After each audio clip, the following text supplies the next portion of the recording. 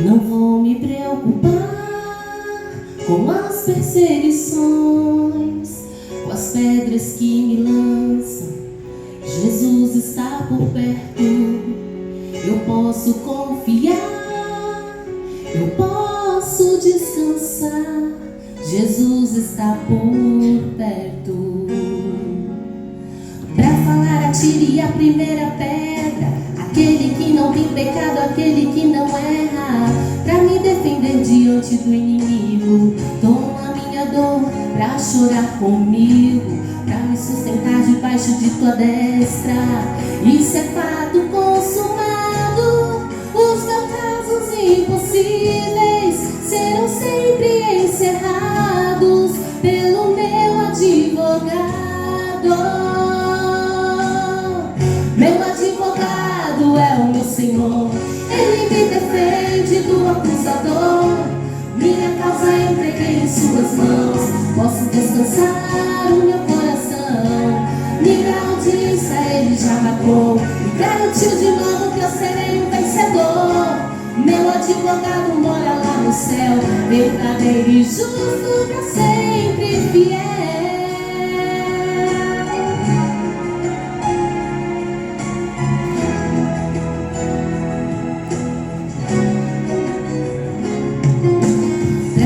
Atire a primeira pedra. Aquele que não tem pecado, aquele que não erra.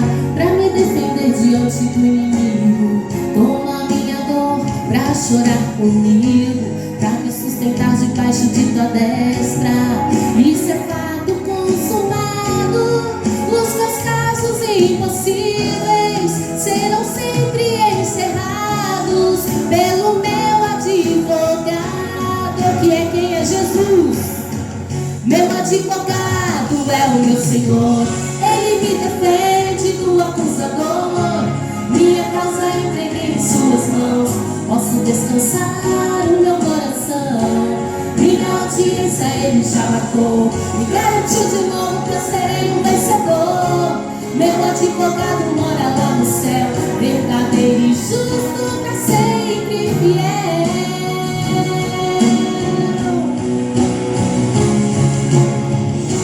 Advogado fiel, advogado fiel, o meu Jesus é pra mim. Advogado fiel, advogado fiel, advogado fiel, o meu Jesus é pra mim. Meu advogado é o meu Senhor. Ele me defende do acusador. Minha causa entreguei em suas mãos. Posso descansar o meu coração. Minha audiência ele já marcou e garantiu de novo que eu serei um vencedor. Meu advogado mora lá no céu, verdadeiro e justo, pra sempre fiel. É o meu Senhor. Ele me defende do acusador. Minha causa entreguei em suas mãos. Posso descansar o meu coração. Minha audiência ele já marcou e garantiu de novo que eu serei um vencedor. Meu advogado mora lá no céu, verdadeiro e justo, pra sempre fiel.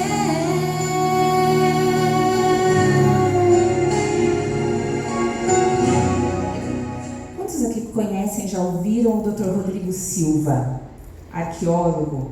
Ele escreveu a meditação desse ano e a meditação está excelente. E aí eu estava lendo acho que dia 4, se eu não me engano, começou a falar alguma coisa sobre o sal. Falei, nossa, que legal, isso aqui daria um bom sermão. Aí quando chegou no dia 5, de novo ele falou do sal. Eu falei, é um sinal, é disso que eu vou pregar no dia 26, que o irmão já tinha me convidado. E eu fiquei pensando, então, do dia 5, se não me engano, até ontem, e o sermão não vinha. Tipo assim, eu queria falar sobre o sal, mas não era isso que o Espírito Santo queria que eu falasse hoje. Então, assim, eu não estou pronta para falar o sermão, porque eu lutei contra o que era para eu falar. Porque, assim, o sermão que eu vou pregar hoje é de muito grande responsabilidade. Esse sermão é o maior sermão registrado na Bíblia falado por Cristo. E Cristo é o mestre dos mestres, é o Senhor dos senhores, o professor dos pastores. Então é muita responsabilidade falar uma coisa que alguém tão grande falou. Então eu não vou falar, nós vamos ler, é o que está escrito na Bíblia, tá certo? Ele é conhecido também como o Sermão do Monte, o maior discurso de Cristo. Vários títulos a gente dá para esse sermão, mas esse sermão, ele não é uma filosofia. Quando a gente fala em sermão, a gente pensa em palavras. E ele não é isso, ele é prático. Ele fala de uma religião prática, do que a gente realmente tem que fazer. O ponto central desse sermão é a essência do cristianismo, o que vem de dentro, não o que está por fora na aparência. É quem você é e não quem você diz que você é. Entendeu o que eu falei? Quando Jesus terminou o sermão, todo mundo estava maravilhado e espantado, porque ele não falava como quem está falando um sermão qualquer. Ele falava como quem tem autoridade. Ele falava o que o Pai mandou ele falar. Ele falava diretamente o que Deus tinha pedido para ele falar. Qual é o contexto desse sermão? Ele tinha acabado de reunir os 12 discípulos e, na verdade, ele começou como se fosse falar para esses 12 discípulos. Então, digamos que ele preparou o sermão para os 12 discípulos, para iniciar o ministério. E quem foi se juntando? Grande multidão foi se juntando. Vamos ver, então, os 5. Vendo Jesus as multidões, subiu ao monte e, como se assentasse, aproximou-se os seus discípulos. E quem foi mais além dos discípulos? Chegaram os judeus. O que os judeus queriam? Eles acharam, nossa, ele veio e vai falar, ele já tinha feito alguns milagres, apesar dele estar iniciando o seu ministério, já tinha fama, né? E aí ele falou, agora ele vai se declarar o nosso líder político que vai nos libertar de Roma.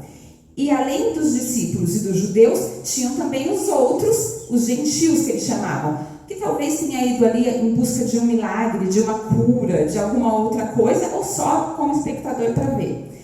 E o que Jesus fez então? Ele passou a ensiná-los. Então foi o primeiro sermão que ele pregou para os seus discípulos, para os judeus, para os gentios, e hoje ainda é uma verdade absoluta para nós. É um sermão que a gente chamaria de perene, eterno. Ele tem validade 2000 anos depois. E o que ele falou nesse sermão? Vamos então ver o que ele falou. A primeira coisa, quando ele abriu a boca, ele falou bem-aventurado. O que significa ser bem-aventurado? Feliz. Isso não é o que todo mundo anseia?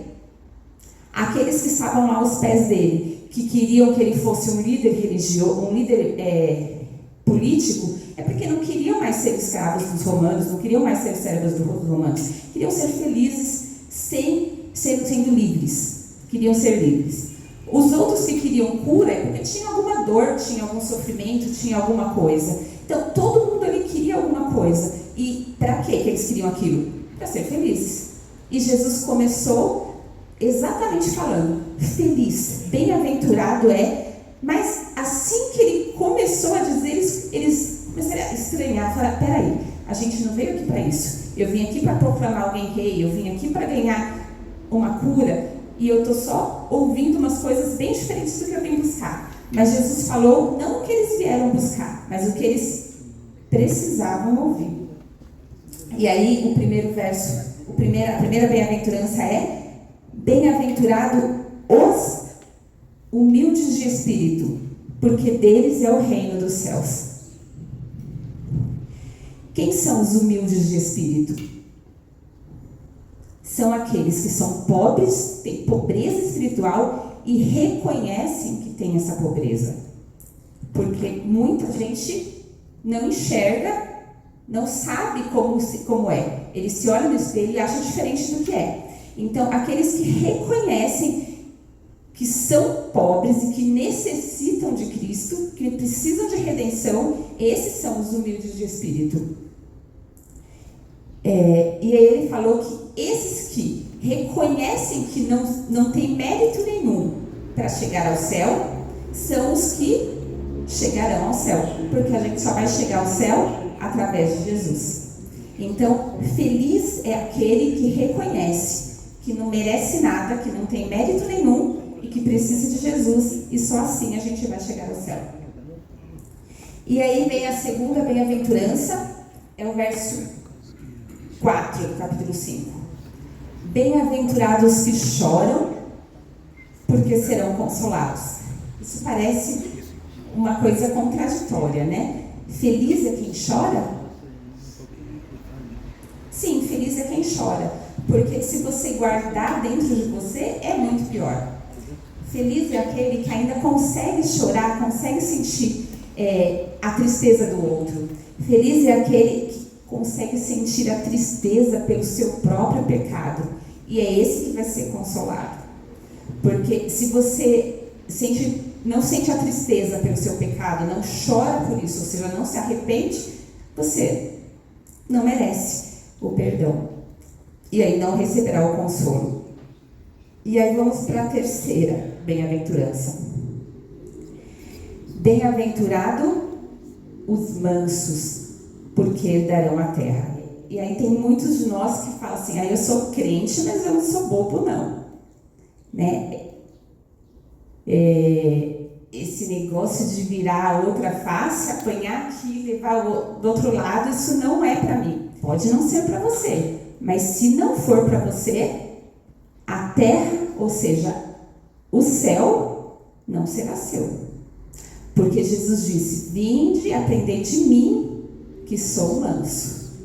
Ou seja, nós temos que ser mansos do mesmo jeito que Jesus foi, se nós quisermos herdar a vida eterna, herdar a terra. E é muito feliz aquele que não se torna igual ao seu algoz. Porque se chega alguém que te deu um tapa na cara, ele não está motivado por Cristo. Ele está motivado por quem? Pelo diabo.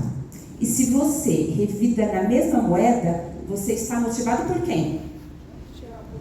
Pelo mesmo que motivou ele, pelo diabo. Ou seja, quem vai ser feliz seguindo os passos do diabo? Então, não é que você vai ser feliz ao levar um tapa na cara, mas você vai ser feliz ao seguir os passos de Cristo.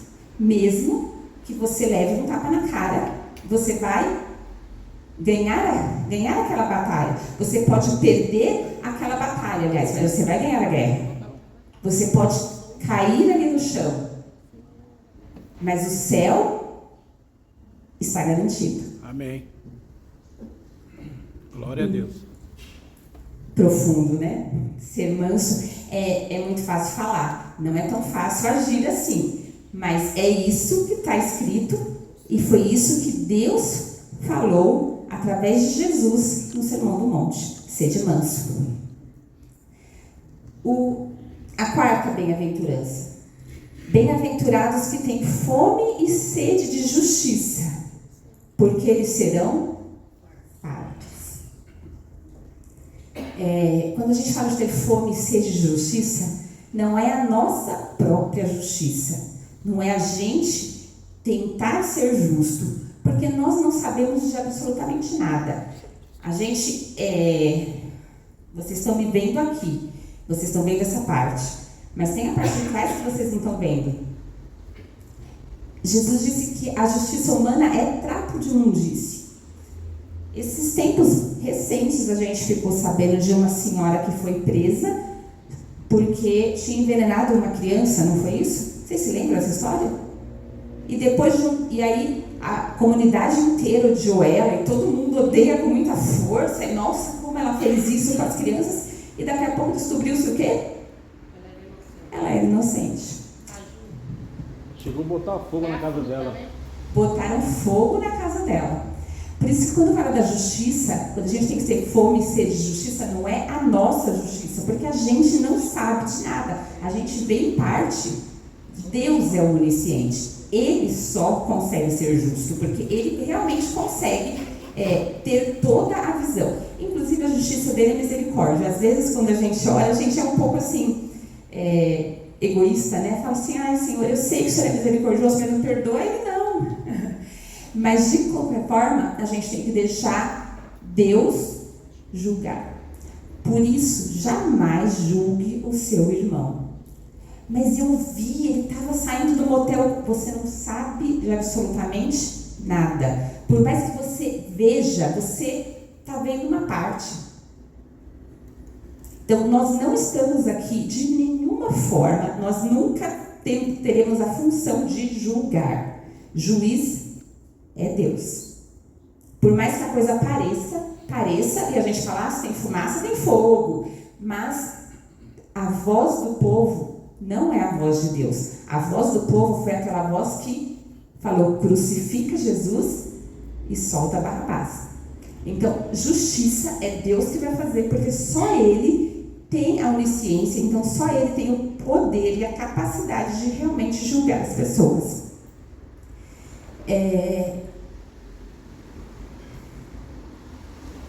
Eu até tenho uma... Deixa que depois eu falo isso. Vamos então para a próxima. Bem-aventurados os que têm fome e sede de justiça, nós já falamos. 7. Bem-aventurados misericordiosos, porque eles alcançarão misericórdia. Esse aqui tem várias parábolas depois de Jesus explicando sobre isso, que quando a gente dá o perdão ao Pai Nosso, também fala assim, ou seja, o que está escrito aqui no Sermão do Monte, a gente vai vendo várias vezes Jesus repetindo a mesma coisa, Jesus não se contradiz, né? Então, se a gente perdoa, se a gente tem compaixão, se a gente se coloca no lugar do outro, nós também receberemos isso. Se não recebermos isso aqui, porque muitas vezes a gente fica, assim como todos aqueles judeus estavam lá, querendo um reino terreno, querendo que Jesus se declarasse rei e os libertasse do jugo romano, a gente também fica querendo as coisas aqui e agora. Então, quando eu estou dizendo que se a gente for misericordioso, nós alcançaremos misericórdia, não necessariamente aqui. Não que a hora que a gente tiver sede, alguém vai nos dar água, mas que Deus será misericordioso e vai perdoar todos os nossos pecados, a ponto de nós sermos considerados limpos e assim herdarmos o céu. Amém. Certo? Bem-aventurados limpos de coração, porque verão a Deus. Quem são esses limpos de coração? São aqueles que, na essência, são cristãos. Não são limpos de atos. Não é aquele que parece que tem atos de bondade. Não são aqueles que estão dentro da igreja gritando, Senhor, Senhor. Mais pra frente, no mesmo sermão, ele fala, nem todo que me diz Senhor, Senhor, ele estará no reino dos céus. Então, não é aquele que parece ser cristão. Não é o que está com o vestido mais comprido na igreja. Não é o que tem o cabelo mais comprido e não passa esmalte na unha. É o que tem o coração cheio de Jesus. Eu ia falar da minha camisa. Tem uma camiseta que fala assim, o que eu sei é o que eu sinto. Isso, o que a gente sente, o que Deus diz? O que o salmista diz? O coração do homem é enganoso. A gente tem que saber o que está escrito na palavra de Deus. É isso que a gente tem que saber, não o que a gente sente, porque o que a gente sente é movido por diversas coisas, inclusive aquelas pessoas que estão à nossa volta que nem sempre são cristãos. Então, o que a gente sente é muito amplo, e o que está escrito é realmente a verdade. E aí a gente tem que querer ser o que está escrito, não o que está na moda ser. Então, se agora na moda tem um status lá no Instagram, não é isso que Deus quer. O que Deus quer é que a gente seja um cristão, tá certo? Não que a gente poste que somos cristãos. Postar um verso bíblico todos os dias e não falar bom dia para o vizinho, não é isso que Deus pede, tá certo? Ele diz que a gente tem que ser limpo de coração. E esses são quem? Os que verão a Deus. A próxima bem-aventurança, a sétima. Bem-aventurados pacificadores, porque eles serão chamados filhos de Deus. Paz, para quem estuda a Bíblia, para quem já leu um pouco da Bíblia, sabe que a paz não é uma coisa que está profetizada para este mundo. O que a gente vai ter nesse mundo? Guerras, rumores de guerras. A ONU foi fundada depois da Segunda Guerra Mundial, 1945. Qual o objetivo da ONU? A paz. Então, depois que fundou a ONU, nunca mais teve guerra no mundo? Teve. A guerra não tem relação com nós, seres humanos, né? A paz, aliás, não tem relação com nós, seres humanos. A paz é uma coisa que vem de Deus. Do ser humano, o que é? Não sei como é hoje, né? Faz muito tempo que eu saí da escola pública, mas na época que eu estudava, quando dois moleques queriam brigar, ou duas meninas que seja, o que acontecia com os colegas em volta? Gritava briga, fazia uma rodinha e já ia dando espaço. Esse é o ser humano. Nós não somos pacificadores. A gente, na verdade, gosta de ver a disputa. Não sei porquê, mas é assim com a maioria dos seres humanos. E se nós, como cristãos, formos pacificadores, a gente vai estar promovendo a paz, que é o que Jesus sempre quis. Então, a gente tem que ir na contramão do mundo para ser pacificador, porque a ONU está lá, mas é uma instituição que fala de paz, mas não muda a essência de ninguém. Então, ou seja, o ser humano em si continua sendo se não está regido por Deus, está regido por quem? Pelo Satanás. E foi ele que começou a guerra no céu. Portanto, não vai ser a ONU que vai conseguir a paz mundial. Assim como nós também não. Mas nós temos que fazer a nossa parte e sermos o quê? Pacificadores. Promovermos a paz. Então, no que depender de nós, a gente nunca tem que... As nossas palavras têm bastante poder. E às vezes a gente está aqui no sábado de manhã e quando chega no sábado meio-dia em casa já está falando mal do irmão. E às vezes, sem intenção, a gente acaba colocando um irmão contra o outro. Quem já não viu isso? Pessoas que brigam, que discutem porque começou com uma fofoca de alguém que falou alguma coisa que não devia ter falado, que não precisava ter falado. Então, nós temos que promover a paz, promover a harmonia em todo lugar que a gente estiver. A gente tem que estar ali para juntar, jamais para espalhar. Amém. Isso em qualquer lugar que estiver.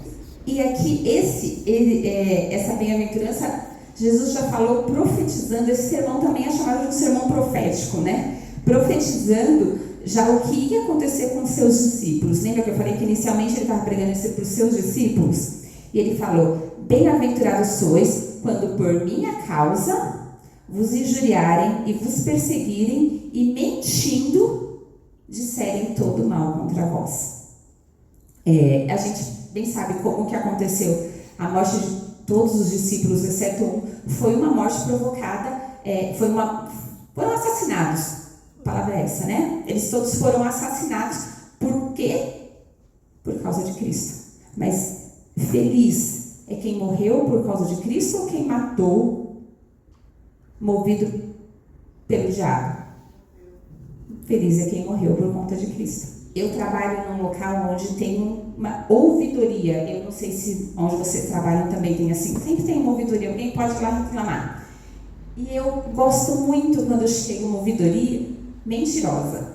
É facílimo de responder. Ah, porque fez isso, fez aquilo. Aí eu vou lá e provo que a pessoa está errada, porque está mentindo. Agora, quando chega uma ouvidoria e é verdade, falando, não, porque ela gritou comigo e eu gritei, é difícil responder. Por isso que é muito mais feliz aquele que é o falso testemunho dado contra ele. Porque se for um testemunho verdadeiro, aí você está errado. Não dá o que fazer. Você tem que cumprir a pena. Agora, se você consegue provar que você não estava errado, né? Ou seja, se não é por mentira, é muito melhor. Então, bem-aventurados sois quando por minha causa vos injuriarem, vos perseguirem e mentindo disserem todo mal contra vós. Regozijai-vos e exultai, porque é grande o vosso galardão no céu, porque assim perseguiram os profetas que viveram antes de nós. Nós estamos na contramão do mundo. E se a gente faz o que a Bíblia pede, se a gente segue do jeito que tem que seguir, as pessoas em volta não gostam disso, porque a gente vai se sobressair. E ninguém gosta quando o outro se sobressai. A maioria das pessoas não gosta disso. Mas a gente tem que fazer o que Deus está pedindo, não o que a maioria está fazendo ou querendo que a gente faça. A gente não pode esquecer que Deus, Ele está vendo a nossa essência, não o que está por fora. Tá certo? Então a gente nunca pode esquecer isso. E aqui então Jesus acaba essa parte dos bem-aventurados.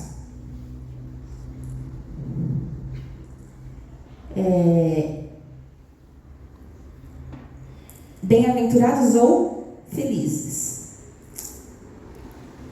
O que a gente acha, quem a gente acha que é feliz?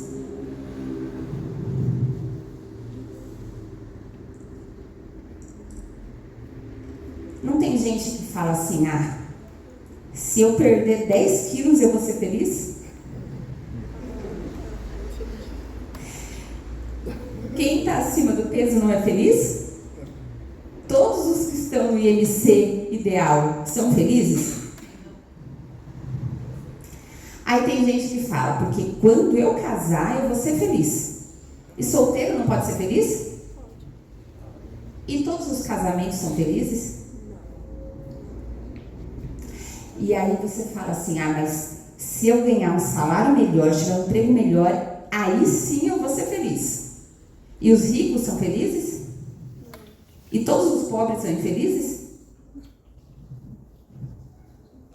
Tem pobre feliz, eu conheço um monte. Tem até alguns que falam que precisa ser pobre para saber o que é felicidade, que rico nunca vai saber o que é felicidade. Mas o que Jesus nos deu aqui, nessas bem-aventuranças, eu diria que é a receita da felicidade. E na receita da felicidade de Jesus, ele não colocou dinheiro, não colocou beleza física, não colocou família. O que ele colocou aqui?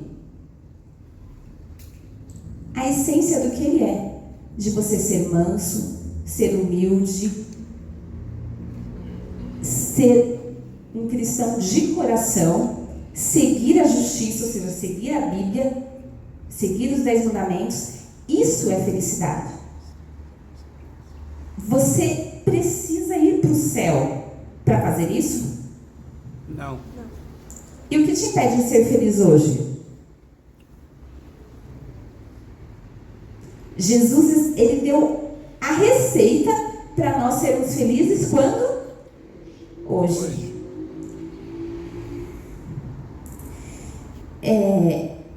E é interessante que nessa receita de ser feliz, ele já falou, se você será feliz quando você for perseguido, injuriado. Então a felicidade não tem a ver com você passar por situações de sofrimento ou não. Inclusive, assim, tem gente que acha que quando eu me curar eu vou ser feliz. Mas antes de você ter aquele câncer, você era feliz? E não tem gente com câncer e que está feliz? A nossa felicidade não tem que depender de absolutamente nada que não seja Jesus. Porque as coisas que a gente acha que a gente precisa para a gente ser feliz, na verdade a gente não precisa de nada disso para ser feliz. E depois que Jesus deu todo essa receita, com todos os ingredientes para nós sermos felizes, aí a gente chega no verso que eu queria pregar para os irmãos hoje. Vamos ler então o Mateus 5, verso 13. Vós sois o sal da terra. Ora, se o sal vier a ser insípido, como lhe restaurar o sabor? Mas eu vou parar só na primeira parte aqui. Primeira parte do verso primeiro. Vós sois o sal da terra. Quem é o sal da terra? Nós quem? Todo mundo é o sal da terra? Todos os cristãos são sal da terra? Deveriam ser, né? Esse verso não está isolado na Bíblia. A gente nunca deve estudar um verso fora do seu contexto. Aqui ele está separado por um subtítulo que algum humano colocou. Mas Jesus estava falando das bem-aventuranças. Então, quem é o sal da terra? Os bem-aventurados. Ou seja, todos aqueles que são cristãos na essência, não aqueles que dizem ser cristãos. Então, bem-aventurados são, aliás, o sal da terra são os felizes. E você é feliz? Você é bem-aventurado? Essa é a questão. E aí, ele continua, ora, mas se o sal vier a ser insípido, como lhe restaurar o sabor? E a gente fala, mas o sal perde o sabor, o sal não é perene, ele não... Os químicos dizem que o sal não tem data de validade, né? Na verdade, assim, o sal puro em si, ele não perde o sabor. Mas quando ele se mistura com outras substâncias, ele perde as propriedades dele. E na época de Jesus, eles buscavam o sal no Mar Morto, parece que, se não me engano, ficava a 33 quilômetros de Jerusalém, e traziam até o templo, porque o sal fazia parte dos rituais de várias ofertas. E eles traziam isso nas carroças, e o sal poderia cair no meio do caminho, e aí quando caía, misturava com o quê? Com terra. E aí, quem vai conseguir separar o sal da terra para ir depois usar ele, por exemplo, na comida? Então ele perdia o seu valor para aquilo que ele inicialmente era usado. O sal naquela época, assim como hoje, é usado para temperar, para dar sabor, mas também para conservar os alimentos. E hoje a gente congela para conservar, apesar de ainda usar o sal para conservar. Como conservante, a gente usa muito mais o congelador, né? E naquela época eles tinham isso? Não. Então o sal tinha bastante valor, tinha muito mais valor até do que hoje, nesse sentido de conservação. Mas, mesmo assim, o sal contaminado, ou seja, o sal misturado, ele perdia o seu sabor, perdia a sua significância, e aí ele era lançado para ser pisado pelos pés. E aí, isso aqui que eu tinha achado interessante, uma informação que eu não tinha, né? Parece que o pátio do templo era feito de uma mistura de vários minérios, tipo calcário, alabastro e mármore. E ele era muito liso. E aí, quando chega a época do frio, às vezes chega a nevar lá em Jerusalém, e cria aquela camadinha também de gelo. E o que até hoje se joga na neve para derreter a neve? O sal. Sal. Então, o sal, que já não poderia ser usado numa oferta, não poderia ser usado num alimento, ele era jogado fora. Ainda tinha alguma utilidade, mas já não tinha o seu valor original.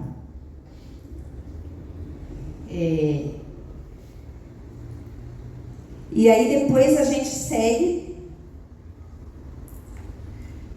pensando assim, o sal tem duas funções essenciais, uma é preservar e a outra é dar sabor.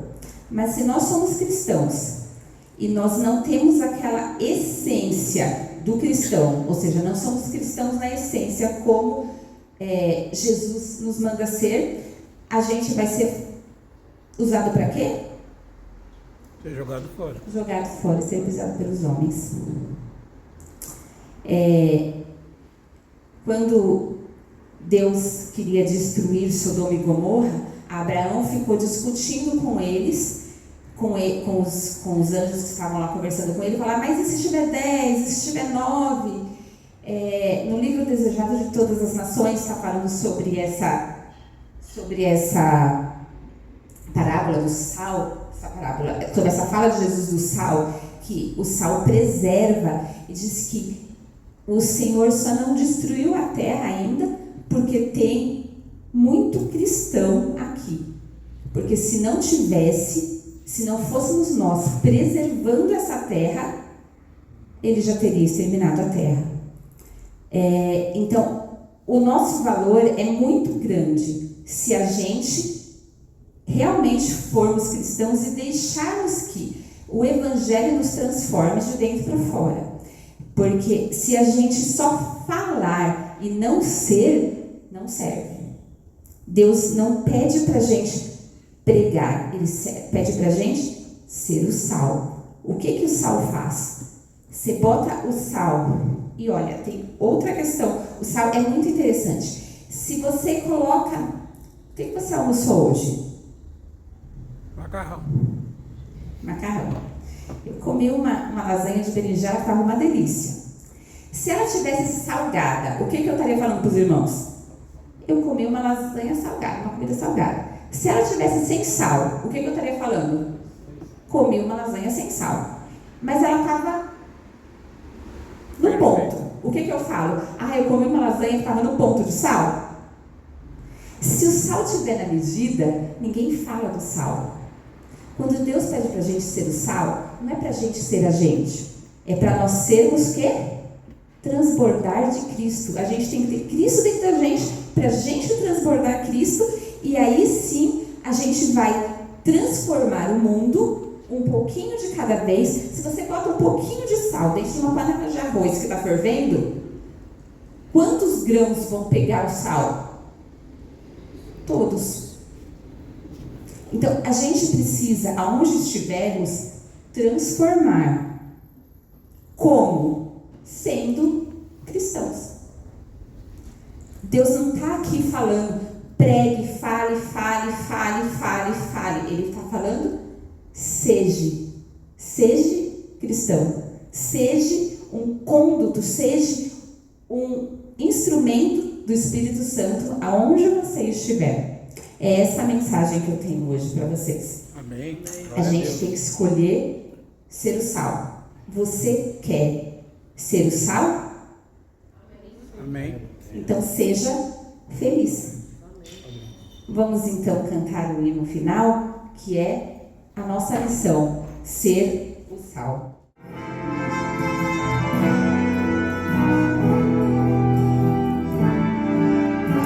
Decida hoje ser o sal e louve o Senhor de coração. Jesus nos deu essa lição, seu amor compartilhar. Somente entraremos em ação se o amor de Deus nos motivar. O seu poder nos moverá e assim iremos repartir. O amor de Deus, a verdadeira paz, a doce esperança do porvir. Vós sois o sal da terra. Vós sois o sal da terra, restaurando o sabor e a alegria de viver. Vós sois o sal da terra. A vida que Jesus viveu, o exemplo que Ele nos deixou, demonstra o real sentido da missão que o Senhor nos confiou. Saber a todos perdoar, querer a todos aceitar, revela a grandeza do serviço e aponta para Salvador.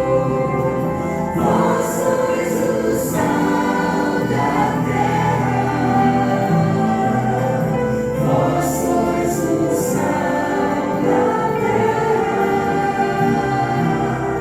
restaurando o sabor e a alegria de viver.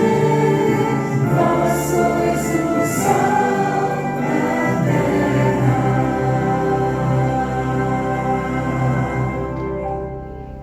Amém. Querido Deus,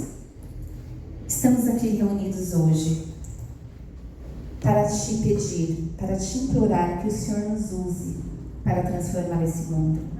Que a nossa vida possa refletir o seu amor por nós. Que nós possamos ser mansos, sermos humildes, sermos pacientes e, acima de tudo, nós possamos te amar, reconhecer que nós precisamos de ti, aceitar o sacrifício que o seu Filho fez por nós, para que nós todos, juntos, possamos herdar a terra. É isso que eu te peço, eu te agradeço, em nome de Jesus. Amém. Abençoe a cada irmão que esteve aqui presente na casa de Deus. A Débora estará lá na porta para poder cumprimentar a cada um. E que Deus abençoe a ida de volta para casa. Amém. E não se esqueça do próximo culto, que é na quarta-feira, às 20 horas. Tenham todos uma feliz noite.